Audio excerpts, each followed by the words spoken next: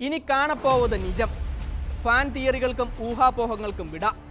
മലൈക്കോട്ടെ വാലിബൻ റിലീസിനെത്താൻ മണിക്കൂറുകൾ മാത്രം. തൻ്റെ രീതികളിൽ ഒരു വിട്ടുവീഴ്ചയും ചെയ്യാത്ത ഒരു സംവിധായകൻ, കഥാപാത്രത്തിനായി ഏതറ്റം വരെയും പോകുന്ന ഒരു നടൻ.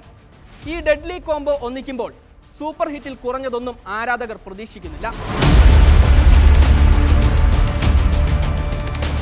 അമർ ചിത്രകഥ പോലൊരു കഥയാണിതെന്നും പുരാണങ്ങളുമായി ഒരു ബന്ധവുമില്ലെന്നും ഇന്ത്യയിൽ ഇത്തരത്തിലൊരു സിനിമ ഉണ്ടായിട്ടുണ്ടോ എന്ന് സംശയമാണെന്നും മോഹൻലാൽ തന്നെ വെളിപ്പെടുത്തുന്നുണ്ട്.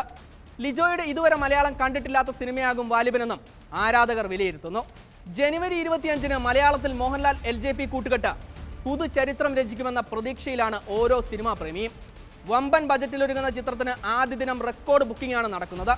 ബുക്ക് മൈ ഷോ സമൂഹ മാധ്യമങ്ങളിൽ പങ്കുവച്ച കണക്ക് പ്രകാരം ഇതുവരെ 1 ലക്ഷത്തിലേറെ ടിക്കറ്റുകൾ വിറ്റ് കഴിഞ്ഞു.